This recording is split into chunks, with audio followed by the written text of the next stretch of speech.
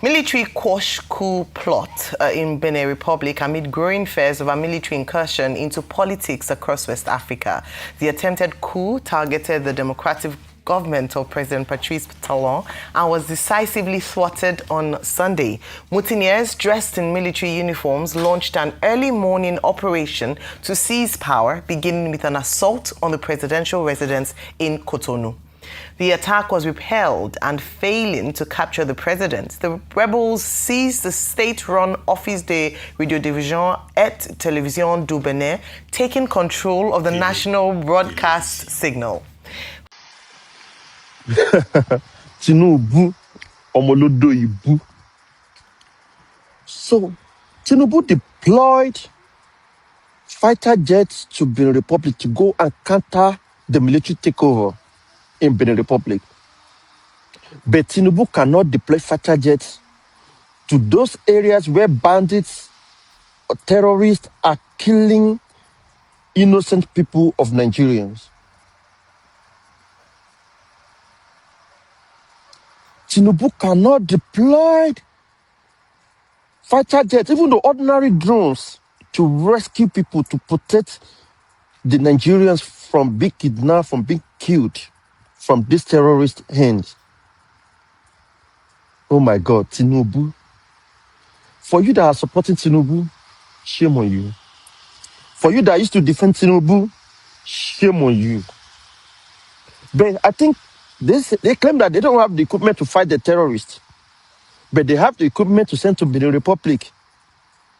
Shame on all of you. Shame on you. If you are still defending Tinubu with this level of insecurity in Nigeria, you should be ashamed of yourself. You are as useless as, I don't know what I can use to compare you to, but just know that you should be ashamed of yourself. Tinubu. Tinubu. Tinubu.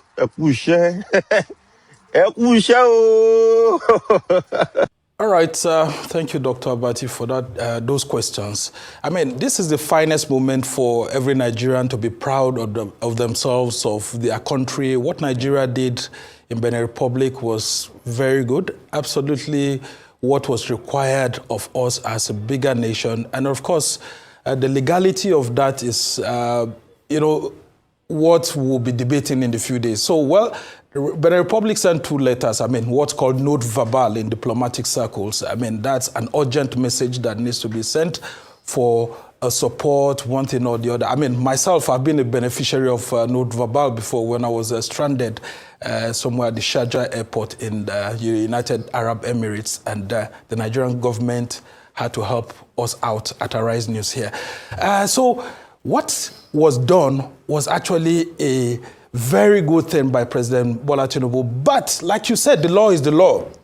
And President Tinubu has to actually follow what the law says in terms of what we, Nigeria, as a country have agreed upon in terms of domestication of treaties and the actual power that grants the authority to the head of the executive branch of government in Nigeria to go to war with another country or any other is the National Assembly. And in this instance, you know that this is a coup. There could actually be a counter coup in Benin Republic this morning, and the military that may come on board would declare a war against Nigeria for that act that we took. So it's very, very important for us to know that it's a very serious thing that was done. And as simplistic as it looks like, we have to follow the legality of the law, because if not, it could be an impeachable offense against a sitting president, whether it's President Tinubu or any other one. But what was done is something that actually brings joy to us and shows that Nigeria can still exercise its powers as a big brother within the continent, but within the ambit of the law. And in this instance, we've done very well by following the ECOWAS protocols. You see, other countries were called to deploy troops, but how many were eventually deployed? It was Nigeria that did that. But why don't we deploy that sort of weight into tackling the criminals, the bandits, the terrorists that the country, because that's what every Nigerian citizen waking up this morning is asking. If we have this power to tackle these coup plotters and restore legitimacy back to the government in Benin Republic, how come we are not using the same that the entire square meters of the Nigerian Federation is within the control of our armed forces, and we don't have anybody, troubling us in ungoverned spaces? Well, I really salute President Bola Tinubu's courage, because it takes courage for you to do that, and then a whole lot of organization. But ECOWAS needs to really, take a critical look at this and see how Nigeria will benefit from what we have done. Because, Dr. Abati, the major challenge I have with these West African countries, especially the Francophone countries, is that they don't give us our dues. Like you have said now, when it comes to voting Nigeria at the UN or other international organizations, you'll be surprised that Benin Republic will vote against us. They refuse to acknowledge what we did. I mean, President Patrice Talon did not even acknowledge President Tinubu's action, Nigeria's action. They will go and be supporting the French and other global powers, but they will be kicking against Nigerians or Nigeria's candidacies and all of that.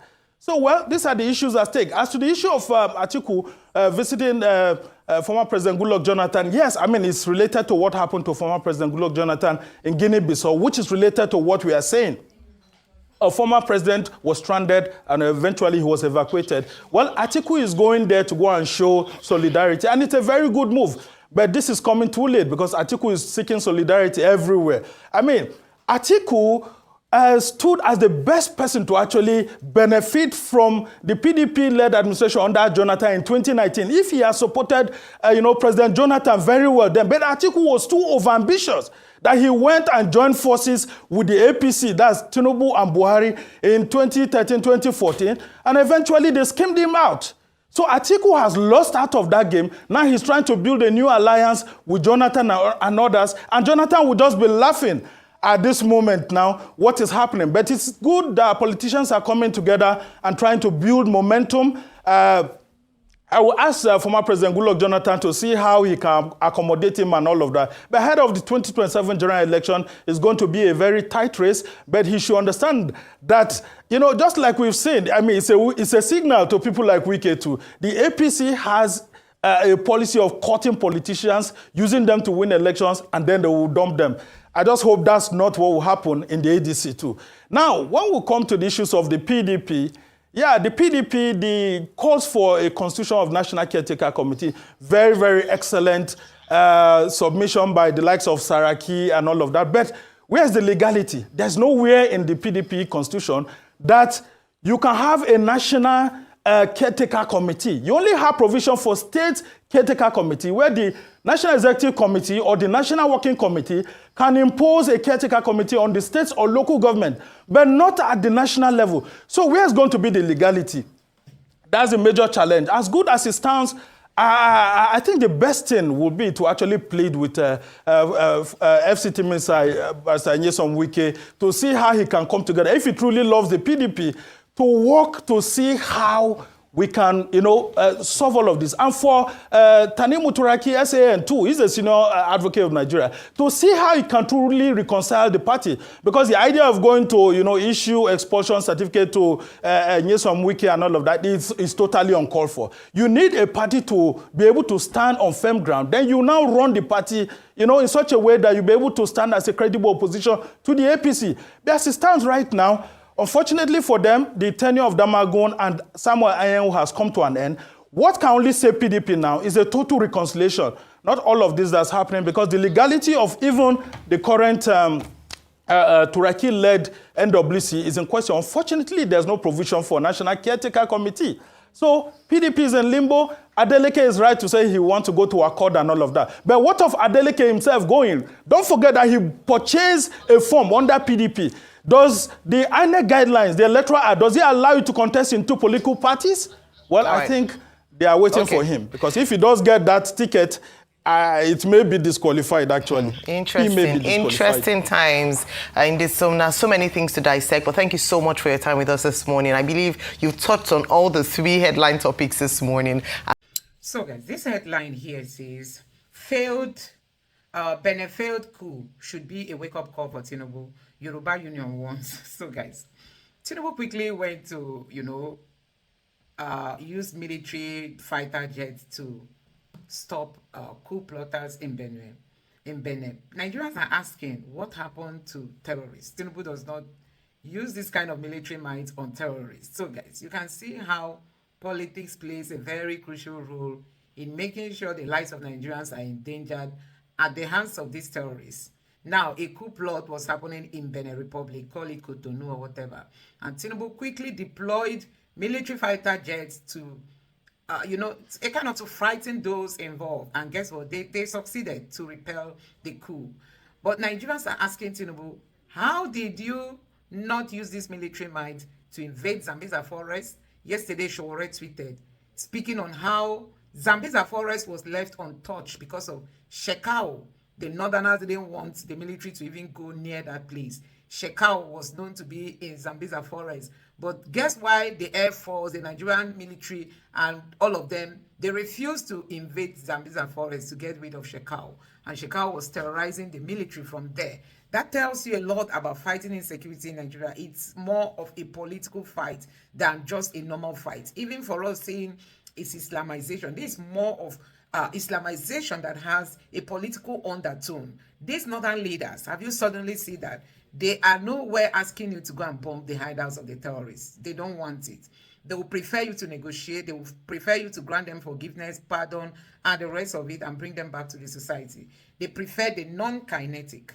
Like we saw the new military chief came out to say it's going to be military and kinetic and non-kinetic. Why are you telling us of non-kinetic that you've been using? It's the non-kinetic that is bringing the Boko Haram members into the military. It is the non-kinetic that is bringing the militants from the bush back to the society, and then they will start terrorizing the community again and run back into the bushes. If you look at it, you find out that even the non-kinetic has not helped. And why the kinetic has also not progressed is because we have saboteurs, people who give them information even before the military takes off, people who tell them how to ambush the Nigerian military and buy them, people who help to use the Boko Haram to even instigate fears into the fighters. These are some of the challenges, and it is till now I'm still shocked as to why Tinubu is still not ready to fight insecurity. His body language tells you he doesn't want to dead the Northerners. He's scared for his life. He's scared for his second term. Tinubu is not ready to fight insecurity, even if he eats everybody's head in Nigeria. Tinubu will not fight insecurity. You see the military might he has used to fight in Benin Republic. Nigerians are wondering why Tinubu did not use that military might to fight terrorism in Nigeria. Anyway, guys, let me know your thoughts in the comment section below. Please don't forget to subscribe and turn on the bell notification. Thank you.